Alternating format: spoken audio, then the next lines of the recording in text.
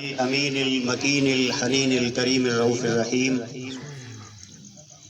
اما بعد فاعوذ باللہ من الشیطان الرجیم بسم اللہ الرحمن الرحیم قال اللہ تبارک و تعالی فی القرآن المجید والفرقان الحمید شہر رمضان الذی انزل فیہ القرآن صدق اللہ مولانا العظیم۔ واجب الاحترام بزرگوں، دوستوں اور پیارے بچوں، اللہ تبارک و تعالیٰ کا لاکھ لاکھ شکر اور اس کا احسان ہے کہ جس نے ہمیں اس نبی کی امت سے پیدا کیا کہ جس کے لیے اس نے ساری کائنات کو پیدا کیا، اور پھر ہم اللہ پاک کی بارگاہ میں کروڑہا مرتبہ شکر ادا کرتے ہیں کہ جس نے ہمیں ایسے لوگوں کی سنگت عطا کی، ایسے لوگوں کی محبت عطا کی، ایسے لوگوں کی معیت عطا کی اور ایسے لوگوں کی دوستی عطا کی کہ جن کے مجلس میں بیٹھنے کے بعد جہاں پہ ہمیں رب کی توحید کا درس ملا، وہیں پہ محبت مصطفیٰ صلی اللہ علیہ وآلہ وسلم کا پیغام بھی ملا، اور جہاں محبت مصطفیٰ صلی اللہ علیہ وآلہ وسلم کا پیغام ملا وہاں پہ اصحاب مصطفیٰ کہ جن کے بارے میں قرآن یہ کہتا ہے والذین معہ اشداء علی الکفار رحماء بینہم، اے میرے محبوب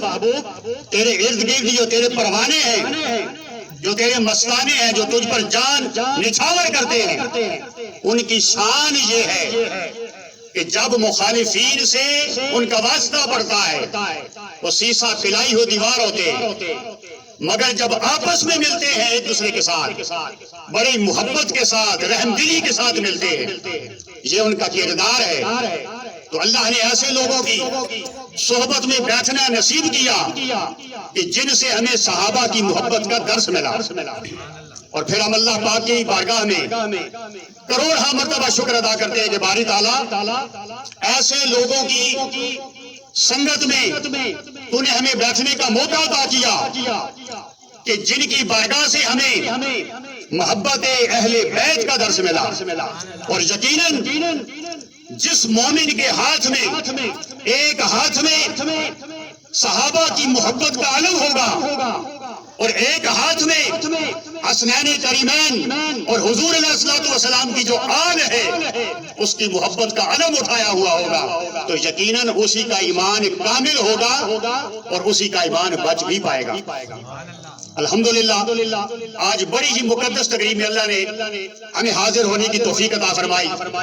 یہاں پر مفتیان کرام موجود ہیں، علماء کرام موجود ہیں، یقیناً علماء کی موجودگی میں، مفتیان کی موجودگی میں نہ تو میں اپنے آپ کو خطیب تصور کرتا ہوں، نہ مقرر ہوں۔ آج یہ ہے کہ علماء کی جوتیاں سیدھی کرنے والے ہیں، اور جو حضور علیہ الصلوۃ والسلام کا غلام ہے، جو حضور علیہ الصلوۃ والسلام کی غلامی کا درس دیتا ہے، اور میں اپنے بڑے بھائی جان محمد علی شجاع صاحب کا ایک دیا ہوا پیغام آپ تک پہنچاتا ہوں کہ حضور کا جو غلام ہے، نبی کا جو غلام ہے، ہمارا وہ امام ہے۔ نبی کا جو غلام ہے ہمارا وہ امام ہے۔ حضرت ابوبکر صدیق ہمارے امام کیوں ہے؟ کہ در مصطفیٰ کے غلام ہیں۔ حضرت عمر فاروق ہمارے امام کیوں ہے؟ کیونکہ در مصطفیٰ کے غلام ہیں۔ اور حضرت عثمان ذو النورین ہمارے امام کیوں ہے؟ در مصطفیٰ کے غلام ہیں۔ اور علی شیر خدا حیدر کرار ہمارے امام اس لیے ہے کہ در مصطفیٰ کے غلام ہیں۔ دوستان محترم، یہ بھی یاد رکھ لیں یہ اللہ کا قرآن ہم پہ نہیں اترا، قرآن قلب مصطفیٰ پہ اترا ہے۔ جب ہم نے قرآن کے دروازے پہ جا کے دستک دی، اے قرآن تو کہاں سے آئی ہے؟ تو قرآن خود بول تھا تنزیل من رب العالمین، کہ مجھے رب العالمین نے اپنے پیارے محبوب حضرت محمد مصطفیٰ صلی اللہ علیہ وآلہ وسلم کے قلب اطہر پر نازل فرمایا۔ یقیناً حضور علیہ الصلوۃ والسلام کے واسطے سے یہ قرآن ہمیں ملا۔ اور اگر واسطہ مصطفیٰ کو نکال دیں تو ایمان کہاں بچتا ہے؟ یقیناً دین مصطفیٰ کریم کے واسطے سے ملا، ایمان مصطفیٰ کریم کے واسطے سے ملا، قرآن مصطفیٰ کریم کے واسطے سے ملا، اور سب سے بڑھ کے بات یہ کہ رحمان کا پتہ مصطفیٰ کریم کے واسطے سے ملا۔ اللہ نے ایسے نبی کی امت بنا دیا کہ جب کل کائنات اس کی بساط لپیٹ دی جائے گی، یوم محشر ہر نبی کی امت اپنے اپنے نبی کے در پہ جائے گی، مگر ہر نبی یہ کہے گا کہ آج رب اپنی شان جباریت کے ساتھ اور اپنی شان قہاریت کے ساتھ جلوہ افروز ہے، آج کس کی مجال ہے جو اس رب کی بارگاہ میں سفارش کر سکے؟ جب ساری امتیں سب نبیوں کے دروں پر حاضری دینے کے بعد وہ ایک ہی کہیں گے کہ اگر آج کسی نبی کی سفارش رب کی بارگاہ میں قبول ہو سکتی ہے تو وہ ذات حضرت محمد مصطفیٰ صلی اللہ علیہ وآلہ وسلم کی ہے۔ تو ساری نبیوں کی امتیں بھی در مصطفیٰ پہ آئیں گی اور آقا علیہ الصلوۃ والسلام فرمائیں گے ہاں انا لہا، ہاں آج اللہ نے مجھے مقام محمود بھی عطا کیا ہے اور آج اللہ نے مجھے اذن شفاعت بھی عطا کیا ہے۔ تو کتنی دوستان محترم خوش قسمتی ہے، علماء کی مجلس بھی موجود، نیک بندے بھی موجود، صالحین بھی موجود، گناہوں سے پاک بچے بھی موجود، اور یقیناً جو اس دنیا میں جتنا زیادہ وقت گزارتا ہے تو ڈر لگتا ہے کہ یہ دنیا ایسی ہے کہ جو بندے کو اپنے اندر گم کر دیتی ہے، حالانکہ اللہ کے ولی یہ کہتے ہیں تم دنیا میں رہو، دنیا تم میں نہ رہے۔ یہ اللہ کے ولیوں کی صحبت میں جو بیٹھتے ہیں، جو ہو کی ضرب لگاتے ہیں، جہاں سے اللہ کا درس ملتا ہے، جہاں سے دلوں کے میل دور ہوتے ہیں، جہاں سے دلوں کے زنگ دور ہوتے ہیں، الا بذکر اللہ تطمئن القلوب، اللہ کا ذکر جہاں پہ ہوتا ہے، اور قرآن خود اللہ کا ذکر ہے، قرآن خود اللہ کا ذکر ہے۔ ایک شخص شاید صحابی رسول تھے، وہ کہتے ہیں کہ جب میں نے اللہ سے ملاقات کرنی ہو، میں چاہوں کہ میں اللہ سے ملاقات کروں تو پھر اس کے لیے میں نماز نیت دیتا ہوں، میں نماز کی نیت کر دیتا ہوں۔ یقیناً جب قیام میں ہوتا ہوں، رکوع میں ہوتا ہوں، سجدے میں ہوتا ہوں، آقا علیہ الصلوۃ والسلام نے فرمایا کہ تم اللہ کی عبادت ایسے کرو کہ گویا تم رب کو دیکھ رہے ہو۔ اور اگر یہ کیفیت نہ بن سکے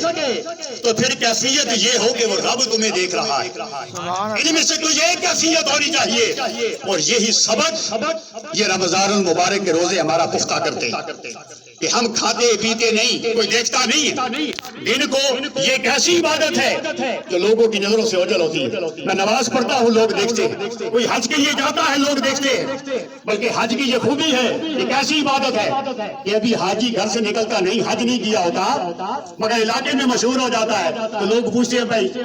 کہاں جا رہے ہیں، تو لوگ کہتے ہیں حجیاں ملنے والے پہ، ابھی انہوں نے حج نہیں کیا ہوتا، مگر حج کے صدقے سے اللہ نے انہیں یہ اعزاز دے لیا ہوتا ہے کہ وقت سے پہلے اللہ انہیں حاجی بنا دیتا ہے، ان کی پہچان یہ بنا دیتا ہے۔ تو دوستان محترم یہ یاد رکھ لیں کہ کل قیامت کے دن شفاعت مصطفیٰ کریم صلی اللہ علیہ وآلہ وسلم کی ہمیں نصیب ہونے والی۔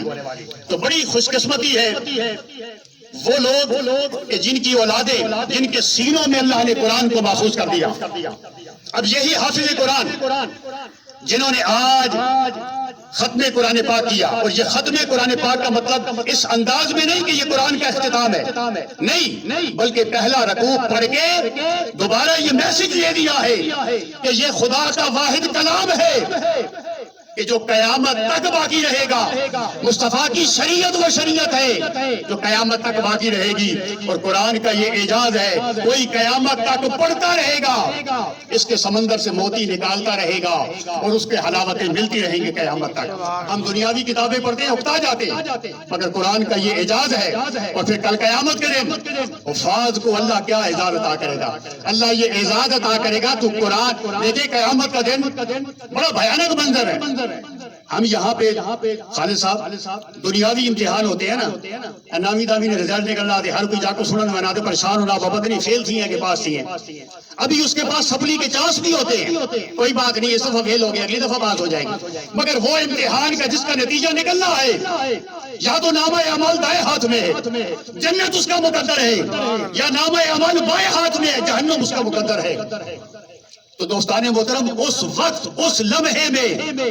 جب سورج سوا نیزے پہ ہوگا، انسان پسینے سے شرابور ہوگا اور زمین تانبے کی طرح تپتی ہوگی، وہاں اللہ حافظ قرآن کو یہ اعزاز دے گا کہ اے حافظ قرآن، وہ میرا کلام پڑھتا جا، اب الحمد سے شروع کر، جہاں پہ والناس کی سین ختم ہوگی وہاں تیرا مقام ہوگا۔ اور کل قیامت کے دن اللہ اسے ایسا تاج عطا کرے گا کہ جس کی روشنی کے سامنے سورج کی روشنی ماند پڑ جائے گی، اور اس کے والدین کو اللہ ایسا لباس عطا کرے گا۔ مبارکباد کے مستحق ہے خالد صاحب آپ اور جو سامع تھے ان کے والدین، اور جو یہاں پہ سامنے آتے رہے، یقیناً یہ بچپن کی عمر میں ہے، گناہوں سے پاک ہے، اور جب یہ اپنے دعا کے لیے ہاتھ اٹھاتے ہیں،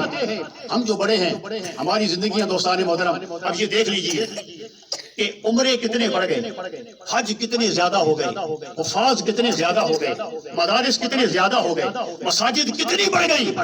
مگر آپ دیکھتے ہیں کہ بحیثیت مجموعی ہمارا معاشرہ ترقی کی طرف نہیں جا رہا، تنزل کی طرف جا رہا ہے۔ ہمیں اپنے کردار میں پختگی کو لانا ہوگا، اور دوستان محترم، ایمان کا تقاضا یہ ہے، ایمان کس چیز کا نام ہے؟ اقرار باللسان و تصدیق بالقلب۔ ہم ظاہری پاکی پر بڑا دھیان دیتے ہیں، مگر دل کے اندر کدورتیں ہیں، نفرتیں ہیں، اور آقا علیہ الصلوۃ والسلام نے فرمایا کہ وہ مومن نہیں ہو سکتا جو قطع رحمی کرتا ہے۔ ہمیں صلہ رحمی کرنا ہے، ہمیں لوگوں کو جوڑنے والا بنانا ہے، ہمیں لوگوں کو توڑنا نہیں ہے۔ مولانا طارق جمیل صاحب کہتے ہیں کہ اللہ نے آقا علیہ الصلوۃ والسلام کی امت کو امت واحدہ بنایا، مگر ہم فرقوں میں بڑھ گئے، اور آج کی رات اور آج کی یہ تقریب اس لحاظ سے بڑی خوشنما تقریب ہے۔ خالد صاحب نے بڑی محنت کی، یہاں پر مختلف ذہن کے لوگ، مختلف مسالے کے لوگ آج آپ کو اکٹھے یہاں بیٹھے ہوئے نظر آتے ہیں، اور یہی ہم میسج اور یہی پیغام پاکستان کی سرزمین سے دینا چاہتے ہیں ان یہود و نصارہ کو کہ جنہوں نے فلسطین کی زمین پر خون کی ہولی کھیل رکھی ہے۔ 57 اسلامی ممالک کے سربراہان دوستان محترم بھیڑ بکریاں بنے بیٹھے ہیں، وہ امت مسلمہ کی طرف دیکھ رہے ہیں کہ جو گھاس کی بنی سے چٹنی سے روزے کی افطاریاں کر رہے ہیں، صبح شام شہادتیں ہو رہی ہیں، مگر اس کے باوجود اللہ کے حضور شکر گزار ہے اور ہماری طرف دیکھ رہے ہیں کہ اے امت مسلمہ، کیا ہے تمہارے اندر آج بھی کوئی صلاح الدین ایوبی؟ کیا ہے آج بھی تمہارے اندر کوئی محمد بن قاسم کہ ہماری آواز پہ لبیک کہے؟ کل قیامت کے دن اگر وہی مظلوم اللہ کی بارگاہ میں کھڑے ہو گئے، باری تعالیٰ یہ پیٹ بھر کے سحری کرتے تھے، پیٹ بھر کے افطاری کرتے تھے، عید کا دن آیا بڑی خوشیاں مناتے تھے، ایک ایک سوٹ نہیں 3 سوٹ ان کے پاس سے، باری تعالیٰ ہمیں انہوں نے اپنے غموں میں یاد نہیں کیا، اور کہیں سے ہمارے لیے کوئی آواز نہیں اٹھ سکی۔ تو اگر مظلوم کل قیامت کے دن کھڑا ہو گیا، اس لیے کہا کہ اگر کوئی مظلوم ہے تو اللہ اور مظلوم کے درمیان پھر کوئی پردہ حائل نہیں ہوتا، اگر وہ بددعا کے لیے ہاتھ اٹھا دیتا ہے تو یقیناً انسان پکڑ میں آ جاتا ہے۔ اللہ پاک کا کروڑہا مرتبہ شکر کہ جس نے